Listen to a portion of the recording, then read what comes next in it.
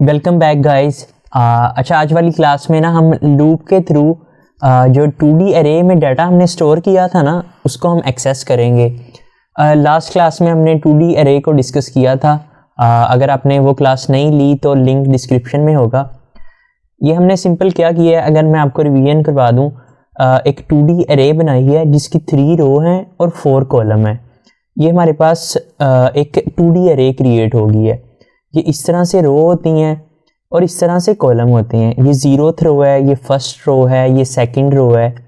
इसी तरह ये वाला फर्स्ट कॉलम है, ये 0th कॉलम है, ये फर्स्ट कॉलम है, ये सेकंड है और ये थर्ड वाला कॉलम है।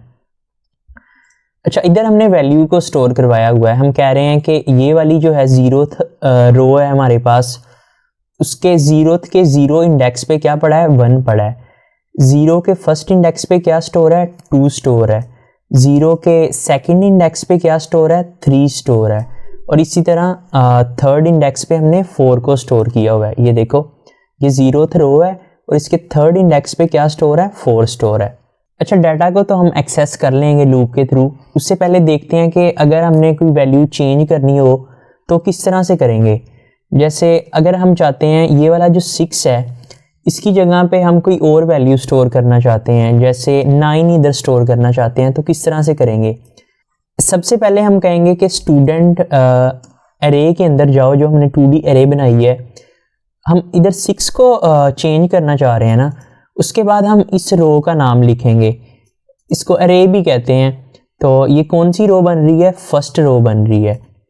हम कहेंगे कि फर्स्ट रो में जाओ, तो वो इधर आ जाएगा। अभी ये वाला कौन सा इंडेक्स बन रहा है, मतलब कौन सा कॉलम बन रहा है, ये 0 है, ये 1 है, ये 2 है, ये 3 है। तो ये कौन सा बन रहा है, 1 बन रहा है। तो हम कहेंगे स्टूडेंट के 1 में जाओ और जो उसकी वैल्यू है ना उसको, जैसे फॉर एग्जांपल कर दो आप 9 कर दो, ठीक है।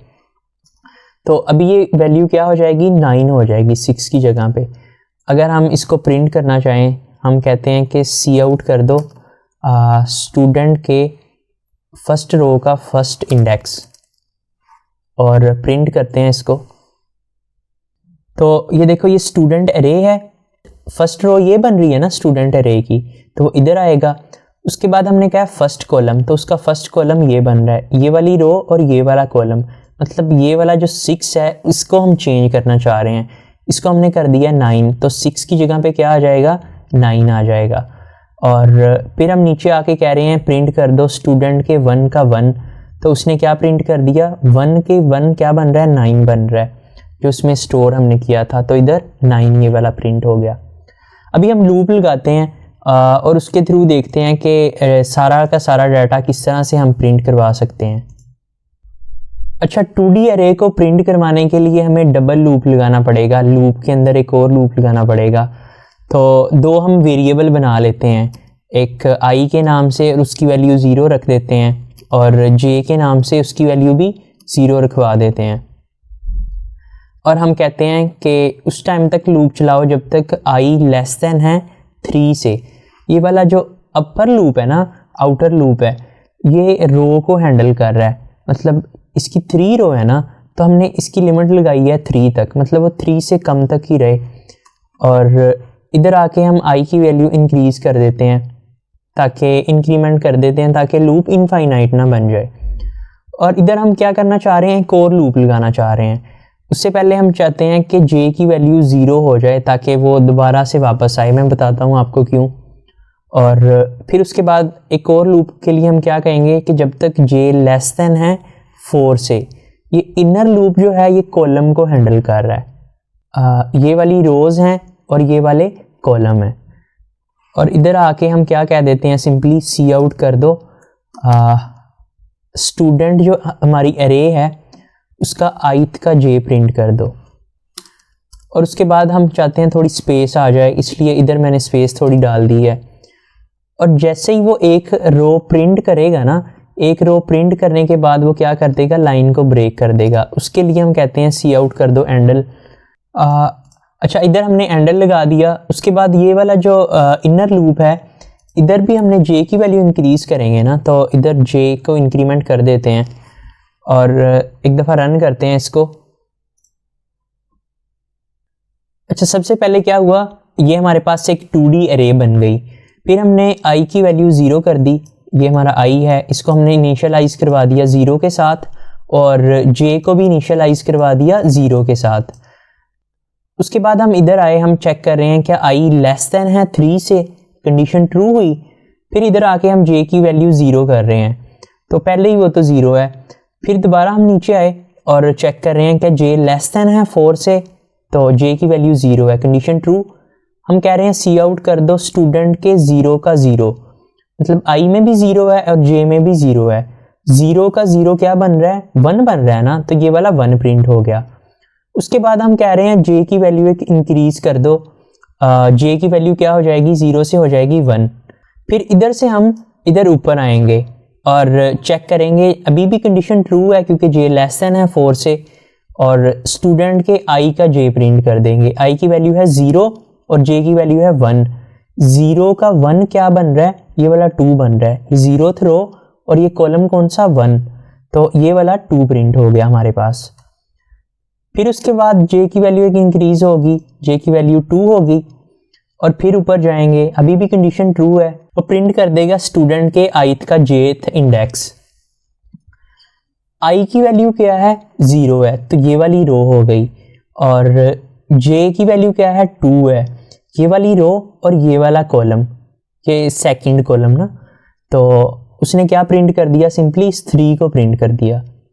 और फिर एक दफ़ा j की वैल्यू एक इंक्रीज कर दी, j की वैल्यू 3 हो जाएगी, और फिर हम ऊपर जाएंगे और चेक करेंगे, अभी भी कंडीशन ट्रू है, और इसी तरह वो दोबारा नीचे आएगा और स्टूडेंट का ith का jth इंडेक्स प्रिंट करवा देगा।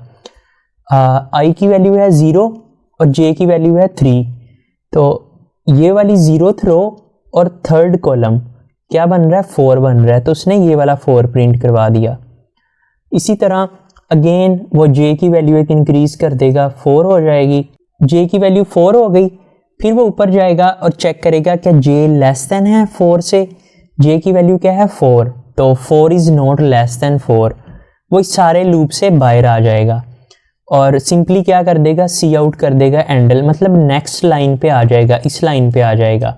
अच्छा, C++ के अंदर ना 2D अरे भी ऐसे सिंगल ऐसे स्टोर होती है, इस तरह से, इस तरह टेबल की फॉर्म में नहीं स्टोर होती बल्कि ऐसे स्टोर होती है।